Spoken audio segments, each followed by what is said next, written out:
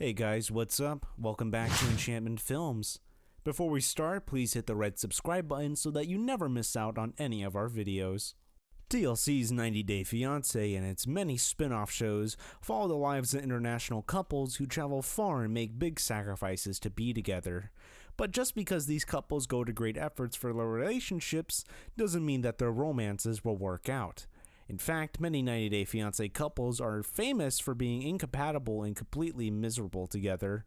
From dramatic incidents involving keyed cars, screaming matches, and even physical violence, it's a wonder why some of these couples even got together in the first place. Here are 10 insane people on 90 Day Fiancé. Number 1. Fiancé and Jorge's marriage is falling apart, and they start seeing lawyers to figure out what they should do next. Jorge seeks off to a lawyer alone to try and protect his own money, but Fiancé calls him out before he can talk to anyone. She's screaming over the phone at him for secretly leaving and demands he come back. The audio alone from this fight is enough to scare you, but defeated face is haunting as well. Considering how intense Fiancé gets, this fight is over before Jorge can even get a word in.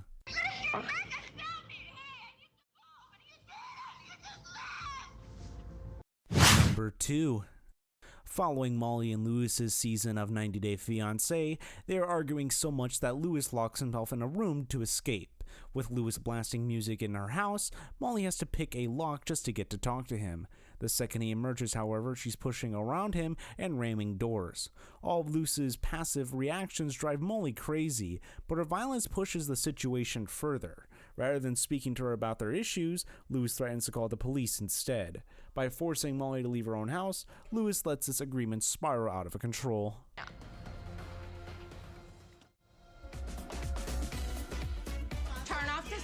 Number 3. Despite all the judgment Pedro gets from Chantal's family, he tries to patch things up over dinner. Chantal and her relatives immediately gang up on Pedro's sister, Nicole, however, who can barely defend herself in English. When Pedro tries to switch seats to help his sibling, Chantal's brother River treats him like he's going too far. River starts yelling and smacks a light, which sends Pedro and eventually the entire family into a fist fight. The brawl gets so heated that the producers has to stop everyone from drawing blood. Pedro's skirmish with Chantal's family sticks out as the whole because of all the tears and physical blows it results in.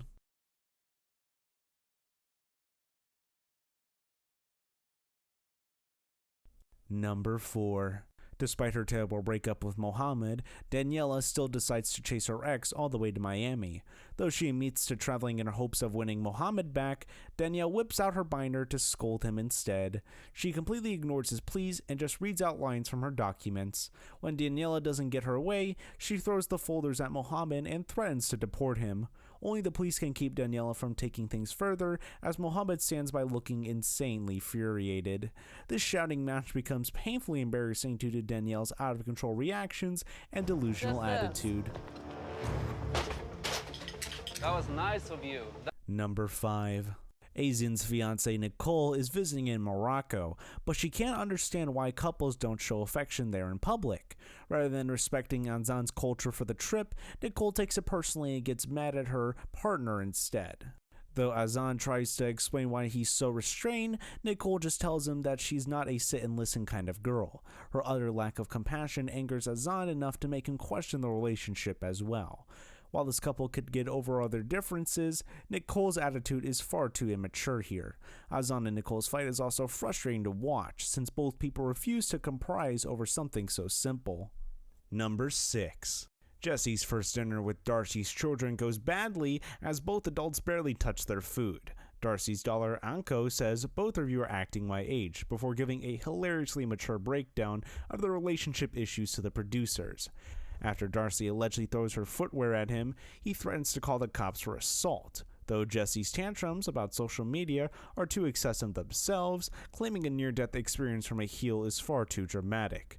By threatening to escalate this fight to police involvement, Jesse and Darcy leave us guessing how much their love can endure. Listen, I'm going away from you. I'm going to call the police. Number 7. Fernanda is out clubbing with her fiancé John, only to find him talking with another woman. After questioning him, Fernanda swings out and hits a drink onto the dance floor. Through John, he says he was pushing the woman away. His fiancé won't listen to a word out of his mouth. Their bickering gets so loud that the authorities even drive by to check on them. Despite the fact that John is the one drinking, Fernanda appears to blow the situation out of proportion.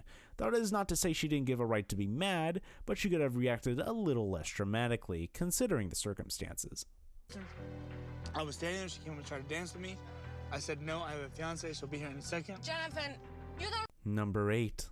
After Narkia finds out that her online boyfriend Lowo is actually living in Vietnam instead of Alabama, she flies all the way to Hanoi to see him. Though she starts warming up to him, a friend that they met brings up Lowo's baby mama.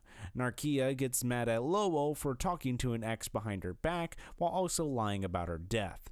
Since all he could do is get mad, Narkia loses her cool and smacks him with ice cream. She's so upset that she won't talk to the producers either, but her reaction is satisfying given all the lies.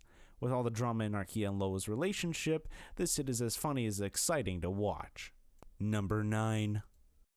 From the moment she arrived in Las Vegas, Larcia made it clear that she was disappointed with the life her fiancé Colt was offering her, and she even shamed Colt's mother.